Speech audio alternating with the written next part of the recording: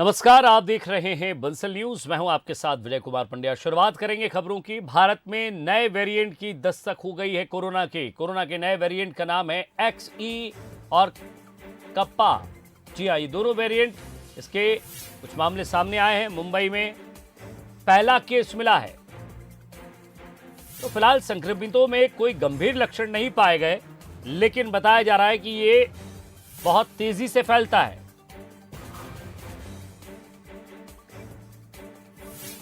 तो देश पहले ही कोरोना मुक्त होने की तरफ बढ़ रहा है और इधर भारत में नए वेरिएंट ने दस्तक दे दी है। मुंबई में पहला मरीज मिला है।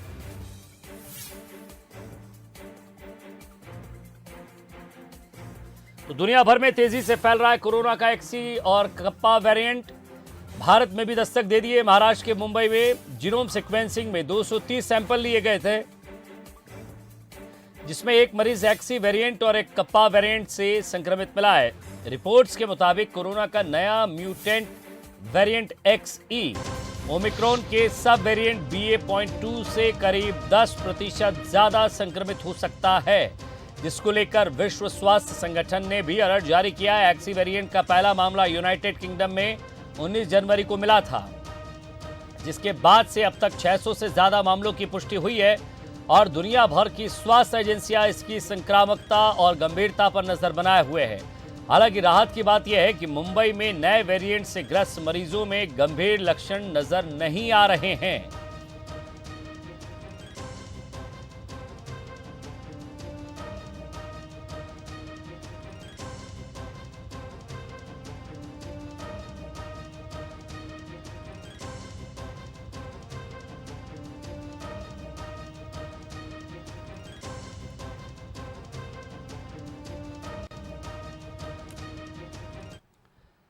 और अब बात दिल्ली की, जहां कांग्रेस कार्यालय में आग लग गई है। मौके पर दमकल की गाड़ियां पहुंची है। आग बुझाने के तमाम प्रयास किए जा रहे हैं।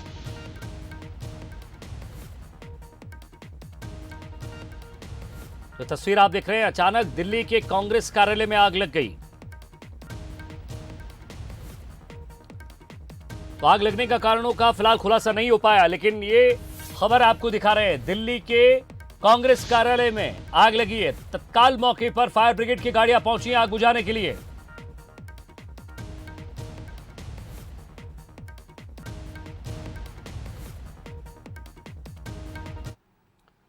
और विश्व की सबसे बड़ी पॉलिटिकल पार्टी होने का दावा करने वाली बीजेपी अपना स्थापना दिवस मना रही है। और इस मौके पर आपको ग्वालियर का एक किस्सा बताएंगे, क्योंकि ग्वालियर शहर से बीजेपी के महान नेताओं का गहरा नाता रहा है।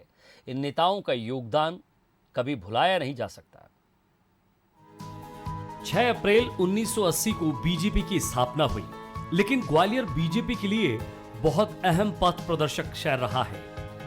यूं कहें कि 1951 में जनसंघ की स्थापना के साथ ही यह शहर पार्टी का अनिवार्य अंग जैसा हो गया। यहां महान राजनेताओं की लिस्ट में राजमाता विजयाराजे सिंधिया का नाम सबसे पहले आता है। वो इसलिए क्योंकि राजमाता कांग्रेस छोड़कर जनसंघ के साथ आई और उन्होंने इसे सींचने का काम किया। इसके बाद ही बीजेपी का उदय हुआ। राजनेता में दूसरा बड़ा नाम पूर्व प्रधानमंत्री अटल बिहारी वाजपेयी का आता है। ऐसी ही पुरानी बातें जब 90 साल के बीजेपी के वयोवृद्ध नेता वैद्य कृष्णराव गजेंद्र गढ़कर याद कर बताते हैं, तो लगता है कि उनकी आंखों में वही पुराना दौर दिख रहा हो। अटल बिहारी वाजपेयी और राजमाता का तो सब बड़ा योगदान है, जिसके वजह से ही तो पार्टी उस ऊंचाई पे पहुंची है। हाँ, इनका तो बहुत बड़ा योगदान है। इनके आने से ही पार्टी को ऊंचाई मिली है। नारायण कृष्ण शेजवलकर, रघुनाथ शंकर पोतनीस, शीतला साई जी, नरेश जोहरी और प्रभाकर नारायण केलकर, भगवान सिंह माथुर, श्याम बिहारी मिश्रा जी, इन सब लोगों का बड़ा योगदान था पार्टी बढ़ाने के लिए। और इन सब लोगों ने, गंगाराम बांदिल, इन सब लोगों का योगदान था, जिसके कारण यहाँ पार्टी के नेतृत्व बढ़ा। और सच पूछो तो ग्वालियर से ही बीजेपी का उदय, भारतीय जनता का उदय हुआ है और यहीं से इसका उत्कर्ष हुआ है। वो सब दूर एक मध्य इसमें मध्य प्रदेश में इसका फैलाव हुआ है। 1980 में ग्वालियर के लाल पूर्व प्रधानमंत्री अटल बिहारी वाजपेयी को मुंबई अधिवेशन में बीजेपी के स्थापना दिवस पर पहला राष्ट्रीय अध्यक्ष चुना गया। उनके राष्ट्रीय अध्यक्ष बनने के बाद पार्टी ने संघर्ष से शिखर तक पहुंचने के आयाम स्थापित किए। इस दौरान उनके सहयोग के लिए हर दम राजमाता सिंधिया उनके साथ खड़ी रही। राजनीतिक विश्लेषक और संघ के जानकार वरिष्ठ पत्रकार अतुल तारे बताते हैं, एक समय वो भी था जब अटल बिहारी वाजपेयी ग्वालियर रेलवे स्टेशन से दिल्ली में पार्टी के काम के जनरल के टिकट पर पैसेंजर ट्रेन में यात्रा करते थे। अटल जी ग्वालियर से दिल्ली जाते थे तो यहाँ से एक सवारी गाड़ी जिसको अपन पैसेंजर ट्रेन कहते हैं, उससे रात में दिल्ली पहुँचते थे। और जब दिल्ली पहुँचते थे तो जो दिल्ली की रोडवेज़ की बसें हैं, लोकल बसेस हैं, वो उस समय बंद हो जाती थी, क्योंकि मुझे बताया गया कि वो समय लगभग 12 बजे के आसपास वो दिल्ली पहुँचते थे। तो अटल जी रेलवे स्टेशन पर ही सो जाते थे, क्योंकि ऑटो से जाना निश्चित रूप से अटल जी को उस समय धन का अपव्यय लगता था, और जनसंघ की ऐसी आर्थिक स्थिति भी नहीं थी कि ऑटो का खर्च वहन कर सके। तो हम कल्पना कर सकते हैं कि जो देश के प्रधानमंत्री बने उस समय जनसंघ की हालत यह थी कि वो रात को स्टेशन पर ही सो के विश्राम करते थे, स्टेशन पर ही अपने सुबह फ्रेश वगैरह होने के पश्चात फिर पार्टी कार्यालय में ऑटो पकड़ के जाने की बजाय वो बस से जाते थे। कुल मिलाकर आज जिस बीजेपी को हम देख रहे हैं, उस बीजेपी को खड़ा करने में ग्वालियर चंबल अंचल के नेताओं का महत्वपूर्ण योगदान है। उन्होंने दिन रात एक करके पार्टी को गढ़ने का काम किया। इमरजेंसी में जेल गए, कई यातनाएं सही, लेकिन कभी विचारों से समझौता नहीं किया। आज उसी का परिणाम है कि बीजेपी शिखर पर काबिज है। प्रहलाद सेन, बंसल न्यूज, ग्वालियर। और साल 2014 में नरेंद्र मोदी के दिल्ली पहुंचते ही बीजेपी को एक नई एनर्जी और एक मच नीडेड किक मिली। पार्टी और उसके विचारधारा को प्रमोट करने के लिए नए अंदाज और नए तरीके अपनाए गए। क्या ही ये तरीके, आइए जानते हैं। मोदी के दिल्ली की राजनीति में लौटते ही बीजेपी के लिए सब कुछ बदल सा गया। पुराने तौर तरीकों को छोड़कर नए टूल्स और स्ट्रेटेजी को अपनाया गया। मोदी का टेक से भी होना, नई रणनीतियों को सामने रखना, सब कुछ नया था। पहले तो पार्टी के दूसरे नेताओं को दिक्कतें भी आईं, लेकिन मोदी के नए आइडियाज का असर ये हुआ कि बीजेपी इलेक्शन जीतने की मशीन बन गई। सोशल मीडिया का इस्तेमाल। बीजेपी ने सोशल मीडिया की जरूरत और ताकत को दूसरी पार्टियों के मुकाबले काफी पहले समझ लिया था। खासकर व्हाट्सएप को एक अहम टूल की तरह इस्तेमाल किया। आमतौर पर इसमें भेजे जाने वाले संदेशों को पकड़ पाना मुश्किल होता है। कई सारे मुद्दों को लेकर व्हाट्सएप पर जोरदार हवा बनाई गई। भावुक वोटर्स को टारगेट में रखकर कोशिशें होती रहीं। नतीजा, कोशिश वोट में तब्दील भी हुई। राजनीति के पुराने ढांचे पर वार। बीजेपी ने इंडियन पॉलिटिक्स के पुराने ढांचे पर चोट करना जारी रखा। खासकर जाति आधारित राजनीति को हाशिए पर धकेला है। ऐसा नहीं है कि भाजपा ने सोशल इंजीनियरिंग और जाति समीकरणों को छोड़ दिया। उन्हें केवल ऐसे सांचे में ढाला कि पार्टी को किसी एक जाति से जोड़कर न देखा जाए। हिंदुत्व को भी सांस्कृतिक राष्ट्रवाद से जोड़कर पार्टी ने अपना सोशल बेस बढ़ाया है। योजनाओं में गरीबों को तवज्जो। बीजेपी ने सरकारी योजनाओं का फायदा लेने वाले लोगों का एक बड़ा तबका खड़ा कर दिया, जो रसोई गैस, मुफ्त राशन, फ्री वैक्सीन, शौचालय और मकान जैसी सुविधाओं का लाभ ले रहे हैं। इस एजेंडे की मदद से गरीब जनता का एक मजबूत वोट बैंक पार्टी को मिला है। योजनाओं का प्रमोशन भी पार्टी बहुत बड़े पैमाने पर करती है। खासकर रैलियों में योजनाओं से फायदा उठाने वाले लोगों को जोर शोर से मीडिया के बीच लाना गेम चेंजर टूल रहा। एक चेहरा, एक ब्रांड की नीति। शुरुआत से ही बीजेपी ने एक चेहरे को अपना ब्रांड बनाकर प्रमोशनल कैंपेन चलाया है।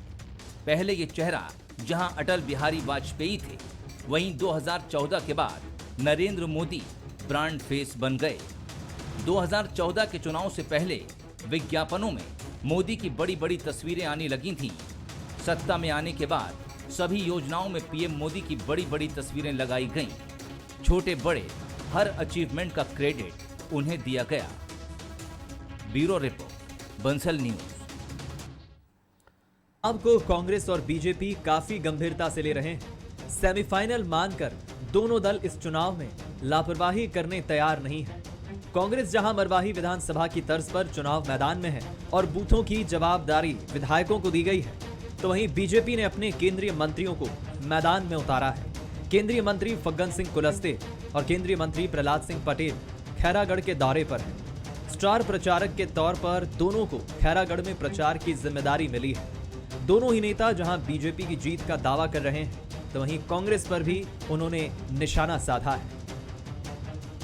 जिस व्यक्ति को कांग्रेस ने कैंडिडेट बनाया है, जिनके शांत होने के बाद आज प्रतिमा लगाने की बात करते हैं। मैं देख रहा था, कल ही देखा था मैंने एक वीडियो में कि उसके पुतले जलाए गए कांग्रेस का। ये जो कैरेक्टर है कांग्रेस का, तो मुझे लगता है कि इस प्रकार के कैरेक्टर अगर कांग्रेस ने उस व्यक्ति के बारे में किया है, आज उसके नाम से वोट मांग रहा है, ये तो ठीक नहीं है। मैं तो अपेक्षा करूंगा कि भारतीय जनता पार्टी की जीत होना चाहिए। जिला तो बनना चाहिए खैरागढ़, लेकिन भयभीत होकर घोषणा करना, ये काम उन्होंने पहले जवाब वो दे कि उन्हें 1 साल पहले जब से सीट खाली है तब क्यों नहीं बनाया, घोषणा की। तो 3.5 साल उनको किसने रोका। कांग्रेस की बात करें तो कांग्रेस ने खैरागढ़ की पूरी तरह से घेराबंदी करते हुए बुधवार को चुनाव अभियान को गति दी। सभी मंत्रियों के अलावा 50 से ज्यादा विधायकों को चुनाव ड्यूटी में लगाया गया है। हालांकि प्रचार की कमान मुख्यमंत्री भूपेश बघेल ने अपने हाथों में रखी है। वहीं केंद्रीय मंत्रियों के बयान पर भी सीएम भूपेश ने पलटवार किया है। इसमें कहाँ केंद्र का राशि दुरुपयोग हो रहा है। केंद्र में तो ये है कि जितना है तो उसमें जितनी योजनाएं आती है उसमें अतिरिक्त तो देते नहीं, और यदि केंद्रीय कर में हमारी हिस्सा है उसको आज तक पूरा दिया नहीं है। जीएसटी पूरा पैसा मिलता नहीं है, तो हमारे पैसा कटौती कर रहे हैं। एक ही उदाहरण बताता हूँ, कोयले का जो पैसा हमारा 41 से 40 करोड़ रुपया है उसको नहीं दे रहे हैं ये लोग। तो लगातार ये रोकने का प्रयास कर रहे हैं। उसके बाद भी छत्तीसगढ़ में अपने संसाधन के बल पर ये किसानों को 9,000 रुपये प्रति एकड़ जो इनपुट सब्सिडी दे रहे हैं, 7,000 रुपया वार्षिक मजदूरों को जो पैसा दे रहे हैं, लघु अनुप्रयोग पूरे देश के 75% खरीद रहे हैं, तो हम अपनी ताकत से खरीद रहे हैं। प्रदेश में कांग्रेस सरकार बनने के बाद चौथा उपचुनाव हो रहा है, लेकिन पहली बार बीजेपी इतनी एक्टिव दिखाई दे रही है। वहीं मुख्यमंत्री भूपेश बघेल के लिए भी प्रतिष्ठा का चुनाव है। जिस तरह से बाकी राज्यों में कांग्रेस का सुपड़ा साफ होता जा रहा है, ये उपचुनाव निश्चित तौर पर कांग्रेस के लिए बेहद महत्वपूर्ण होगा। प्रमोद शेंडे, बंसल न्यूज, खैरागढ़। और उत्तर प्रदेश में योगी सरकार की दोबारा वापसी के बाद अपराधियों पर लगातार कार्रवाई की जा रही है। प्रदेश में कई जगहों पर हिस्ट्री शीटर बदमाश एनकाउंटर के डर से सरेंडर कर रहे हैं, तो वहीं अपराधियों की संपत्ति भी कुर्क की जा रही है। यूपी चुनाव के दौरान सीएम योगी आदित्यनाथ ने साफ कर दिया था कि उत्तर प्रदेश में अपराधियों के लिए कोई जगह नहीं है। अपराध पर सरकार जीरो टॉलरेंस पॉलिसी पर काम करेगी। योगी आदित्यनाथ की सत्ता वापसी के बाद बुलडोजर बाबा का एक्शन देखने को मिल रहा है। हत्या, रेप और अवैध गतिविधियों के मामलों में आरोपियों की संपत्ति को डहाया जा रहा है, जिसके चलते जनता को डराने वाले अपराधी बुलडोजर बाबा के खौफ से थाने में बिना बुलाए ही हाजिरी लगाने पहुंच रहे हैं।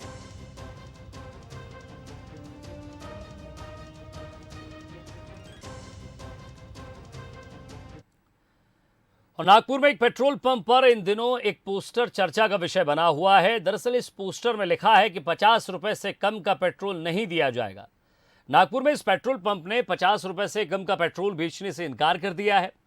इस पोस्टर में साफ तौर पर लिखा है कि 50 रुपए के नीचे पेट्रोल नहीं मिलेगा। इसके पीछे पेट्रोल पंप संचालक ने जो वजह बताई है वो ये कि लोग 20-30 रुपए का पेट्रोल मांगते हैं। मशीनें काफ़ी तेज चलती हैं। जब कर्मचारी नोजल उठाएगा तो उठाते ही 20-30 रुपए का पेट्रोल पूरा हो जाता है, जिसके कारण लोग झगड़ा करते हैं। ऐसे में बिजली की बचत और झगड़ा कम करने के लिए यह फैसला लिया गया है।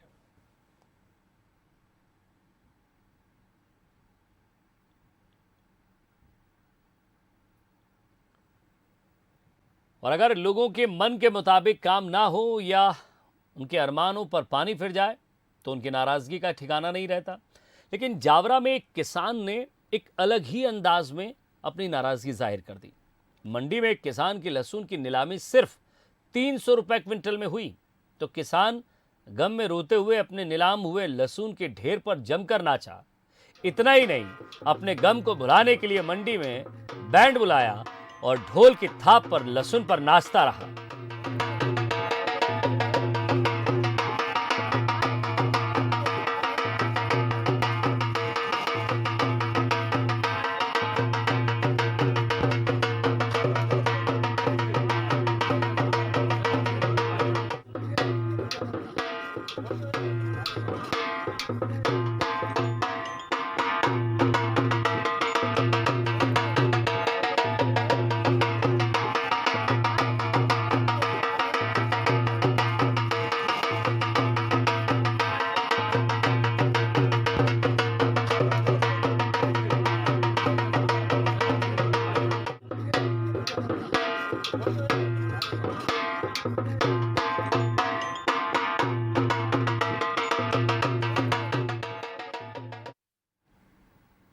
तो चलिए, नाराज़गी प्रकट करने का एक तरीका ये भी है, अब उसकी नाराज़गी जो है वो असल लोगों तक पहुंच जाए।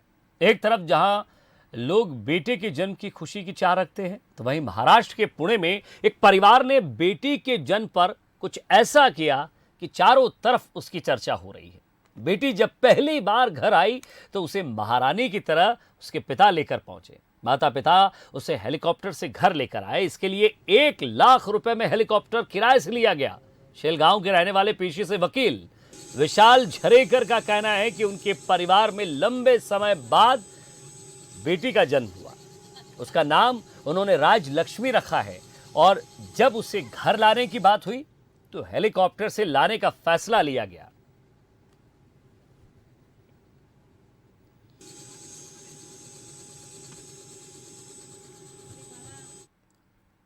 चलिए, थोड़ा बॉलीवुड चलते हैं, क्योंकि स्टार रणबीर कपूर और आलिया भट्ट की शादी की खबरें लगातार सुर्खियों में रही हैं।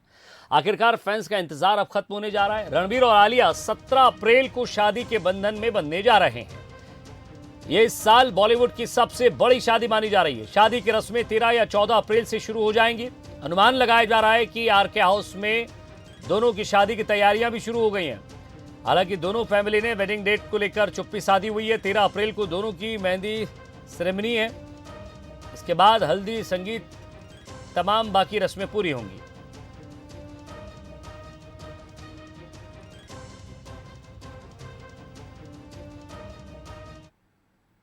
और वही है कि मेहंदी रस्में ये सब तो होती है, लेकिन शादी बॉलीवुड में कितने दिन टिकती हैं ये भी एक गौर करने वाली बात है। आगे बढ़ते हैं। वो कहते हैं ना कि बुरे काम का बुरा ही नतीजा होता है। आंध्र प्रदेश में ये बात एकदम सच साबित हो गई। यहाँ एक चोर ने मंदिर से गहने चुराने के लिए दीवार में छेद कर दिया, लेकिन वो खुद ही उसमें फंस गया। उसे तब रंगे हाथों पकड़ा गया जब उसने मदद के लिए आसपास के लोगों को बुलाया। चोर का नाम पापा राव है। चोर आंध्रा के तटीय जिले श्री काकुलम के जामी येलम्बा मंदिर की खिड़की तोड़कर अंदर घुसा और उसने भगवान की मूर्तियों पर चढ़ाए गहनों को चुरा लिया। उसने बाहर निकलने के लिए दीवार में एक बड़ा छेद किया, लेकिन वो आधे में ही फंस गया। जब कई घंटों बाद भी वो नहीं निकल पाया तो उसने रो रो कर लोगों से मदद मांगी, मदद के लिए बुलाया। इसके बाद वहां गांव के लोग जमा हो गए। लोगों ने उसे बाहर निकाला उस छेद से और सीधा निकालकर छेद से निकालकर हवालात में डाल दिया।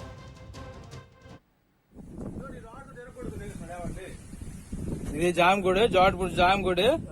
ఇతను కంచిలి పాపర్ లోపలికి వెళ్ళని పరిస్థితి. और इसी के साथ फिलहाल प्राइम टाइम में इतना ही। नमस्कार।